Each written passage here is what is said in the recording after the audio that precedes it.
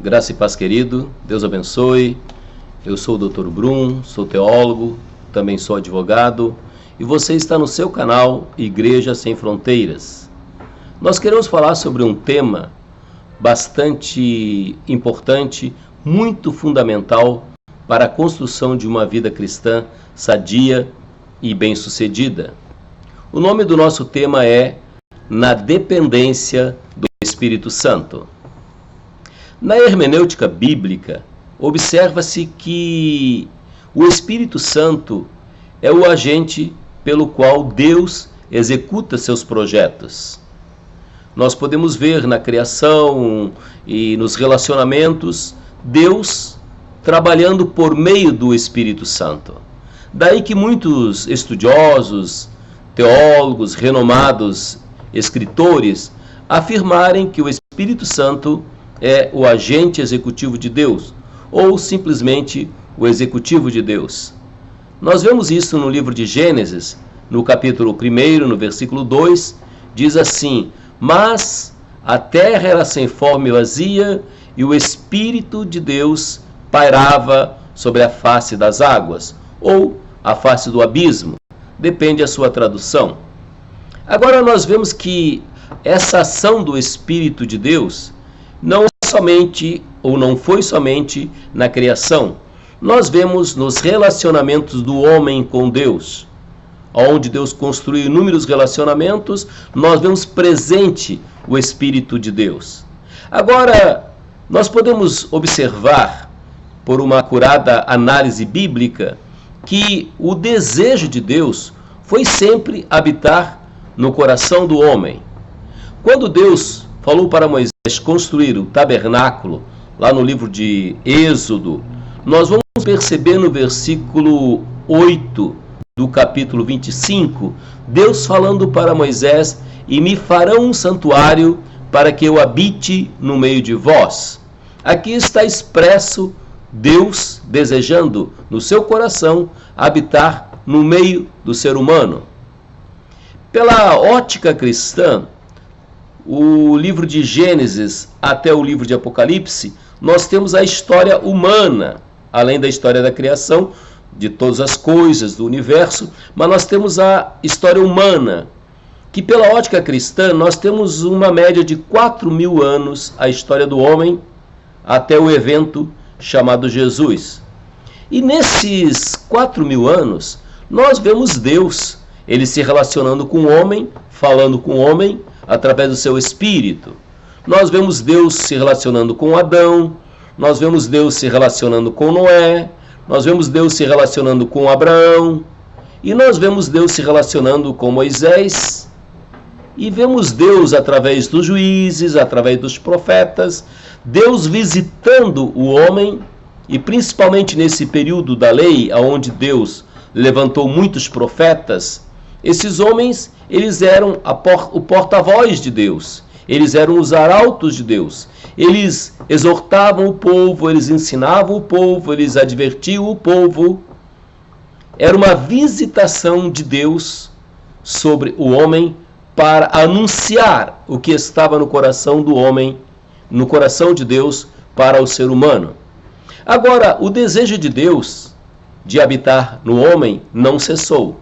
Nós vemos no livro de Ezequiel, no capítulo 36, versículos 26 e 27, Ezequiel era um jovem ainda, possivelmente 30 anos, e ele estava prisioneiro lá na Babilônia. Ele foi levado cativo com o povo de Israel, com o povo de Judá, no caso.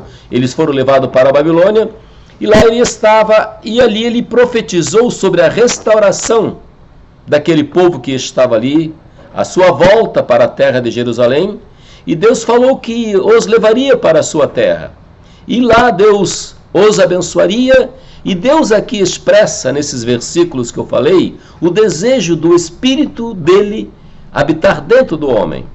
No versículo 26 e 27, Deus diz assim: e dar-vos-ei coração novo e espírito novo, tirarei de vós o coração de pedra e dar-vos-ei coração de carne. Porei dentro de vós o meu espírito e farei com que guardeis os meus estatutos e observei as minhas leis. Nós vemos, portanto, aqui que Deus tinha no seu coração esse desejo de habitar dentro do ser humano. Lá no livro de Joel, no capítulo 2, versículo 28, o profeta Joel profetiza assim: e nos últimos dias derramarei do meu espírito sobre toda a carne, vossos filhos e vossas filhas profetizarão, vossos velhos sonharão e vossos jovens terão visões. Aqui nós estamos vendo, mais uma vez expresso, o desejo de Deus, do seu Espírito, habitar no ser humano. Quando Jesus, ele se manifestou, nos seus ensinamentos, ele deixou muito claro sobre a vinda do Espírito Santo. E no capítulo 14, versículo 26 do livro de João, nós vemos Jesus falando muito claro a respeito da vinda do Espírito Santo. Ele diz assim: mas o Consolador, o Espírito Santo, a quem o Pai enviará em meu nome, esse vos ensinará todas as coisas e vos fará lembrar de tudo quanto vos tenho dito. Ainda no capítulo 15, no versículo 26 do mesmo livro de João, o Senhor Jesus Cristo disse: quando vier o Espírito Santo, o Consolador, que eu vos enviarei da parte do meu Pai, o Espírito da verdade, esse dará testemunho de mim. E ainda, no capítulo 16, no versículo 13, Jesus disse: quando vier, porém, o Espírito da verdade, ele vos guiará em toda a verdade, porque não falará mesmo de si, mas dirá tudo quanto vos tenho dito e vos anunciará as coisas que hão de ouvir. De maneira que nós temos aqui uma função do Espírito Santo, uma função pedagógica, uma função de ensinar, uma função de dar testemunho, uma função de nos ensinar todas as coisas. E nós vemos o quê? Que esse evento, essa profecia, essa promessa do Espírito Santo aconteceu. Aconteceu em Atos, no capítulo 2. Nós vemos ali o primeiro e segundo versículo. A palavra de Deus diz que eles estavam ali no cenáculo, orando, buscando a presença de Deus, aproximadamente 10 dias. E de repente diz a palavra que veio um som, como se fosse um vento muito impetuoso, e encheu todo aquele povo que ali estava. E foram distribuídas como se fossem línguas de fogo, e cada um passou a falar em outras línguas, segundo o Espírito Santo os concedia que falassem. Então nós vemos ali o derramamento, a visitação do Espírito Santo de Deus. Nós vemos ali se concretizando esse sentimento, esse desejo que estava no coração de Deus em habitar na vida do ser humano. Agora, o que nós queremos destacar é que o Espírito Santo, ele veio com um propósito. Ele veio para construir a igreja. Jesus trouxe os fundamentos. Mas é importante que nós entendamos que no livro de João, Jesus falou que é o Espírito Santo que viria, que convence o homem do pecado, da justiça e do juízo. Ou seja, a pessoa precisa ter o conhecimento da palavra, o conhecimento do Evangelho, mas depende de uma ação sobrenatural do Espírito Santo, para que ele sinta aquele pecado, para que ele sinta a convicção do seu erro, da sua distância de Deus, das suas falhas na presença de Deus, para que ele se sinta culpado. É o Espírito Santo que convence o homem do seu pecado, da sua falha, do seu erro. A palavra pecado, ela vem de uma palavra grega amartia. É uma palavra que foi pegada do grego, dos soldados romanos, onde eles treinavam o alvo com suas flechas. E quando errava a flecha do alvo, significava amartia, errou o alvo. E a palavra pecado na teologia significa errar o alvo. Muitas pessoas estão errando o alvo da vida, o alvo dos seus projetos, dos seus sonhos e principalmente o alvo da vida eterna. Então o Espírito Santo é que convence, que mostra para o homem que ele está errado. Então nós temos essa dependência, nós temos essa necessidade do Espírito Santo de Deus em nossa vida.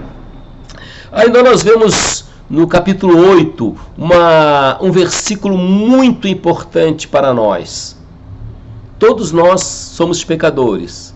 Isaías diz que a nossa justiça ela é tal qual trapo de imundície. Essa palavra trapo de imundície significava um pano que as mulheres usavam para estancar a sua menstruação, como se fosse um mods. Então aqui é comparado aqui um trapo de imundície. E Isaías diz que a nossa justiça é como aquele pano sujo de sangue. Você está percebendo? Então nós somos pecadores, nós somos falhos, nós somos errados. Só que no momento que nós temos a convicção do pecado, que nós aceitamos a Jesus como Senhor e Salvador, a palavra de Deus diz que agora nenhuma condenação há para os que estão em Cristo Jesus, porque a lei do Espírito da vida em Cristo Jesus nos libertou da lei do pecado e da morte. Então a dependência do Espírito Santo é exatamente para isso, para nos dar a certeza que não tem mais condenação. Nós podemos dizer que agora nós somos novas criaturas, pela ação reparadora, restauradora, regeneradora do Espírito Santo de Deus em nossas vidas. Nós ainda podemos perceber que o Espírito Santo de Deus, ele tem sentimentos. A palavra de Deus diz no livro de Efésios, no capítulo 4, versículo 30, o apóstolo Paulo diz: não entristeçais o Espírito Santo, o qual foi selado para o dia da vossa redenção. Então mostra o quê? Que nós podemos entristecer o Espírito Santo. Isso nós podemos perceber então que nós precisamos construir um relacionamento de cooperação, de parceria com o Espírito Santo. Um escritor, algum tempo atrás, escreveu um livro, Bom Dia Espírito Santo. Um pregador chamado Benny Hinn, outro pregador chamado Paul Shu escreveu um livro, Espírito Santo, meu companheiro. E nós temos outros escritores que falaram sobre o Espírito Santo. E a verdade é que o Espírito Santo é o nosso companheiro, que nós precisamos desenvolver esse diálogo, construirmos um relacionamento de amizade, porque a função do Espírito Santo de Deus é nos guiar em toda a verdade, disse Jesus. Jesus falou que o Espírito Santo tem a função de nos fazer lembrar de todas as coisas, aquilo que nós lemos, aquilo que nós estudamos, aquilo que está no coração de Deus. O Espírito Santo de Deus vem e nos faz lembrar. O Espírito Santo ouve as nossas súplicas. E a palavra de Deus diz um fato muito importante no livro de Romanos, que ele intercede por nós. Romanos capítulo 8, versículo 27, que ele intercede por nós com gemidos inexprimíveis. Isso é muito importante para a vida cristã. Muitas vezes nós queremos ser pessoas bem-sucedidas, mas nós esquecemos desse relacionamento, nós não ouvimos o Espírito Santo. E muitas vezes nós, infelizmente, somos cristãos fracassados, nós erramos, nós pecamos, mas porque nós deixamos de ouvir o Espírito Santo. Nós ouvimos outras vozes. Ouvimos a voz do egoísmo, ouvimos a voz do interesse, ouvimos a voz da ganância, ouvimos a voz do inimigo e nos esquecemos de ouvir a voz de Deus. Então esta palavra, esta conversa com você, é um apelo a você, para que possa atentar para um relacionamento bem-sucedido com o Espírito Santo. O Espírito Santo de Deus quer participar de toda a tua vida, do teu relacionamento com Deus, do teu relacionamento pessoal consigo mesmo, construir um mundo interior bem ajustado. O Espírito Santo quer participar do teu relacionamento na tua casa, com teu cônjuge, com teus filhos, nos teus relacionamentos profissionais. O Espírito Santo de Deus, ele veio para ser nosso amigo, nosso conselheiro, nosso pedagogo. Eu quero deixar essa palavra para você, para que você tenha um relacionamento ajustado e bem-sucedido com o Espírito Santo de Deus. Deus te abençoe, Deus te dê graça, Deus resplandeça a sua glória sobre a tua vida e que você tenha uma vida espiritual bem-sucedida e que possa testemunhar desse grande amor de Deus na sua vida, somente através de uma união, somente através de uma cooperação com o Espírito Santo de Deus, nós vamos ter uma vida cristã bem-sucedida. Deus te abençoe, em nome de Jesus. Se você gostou desta palavra, dê aí o seu like, se inscreva no nosso canal. Deus te abençoe e até mais.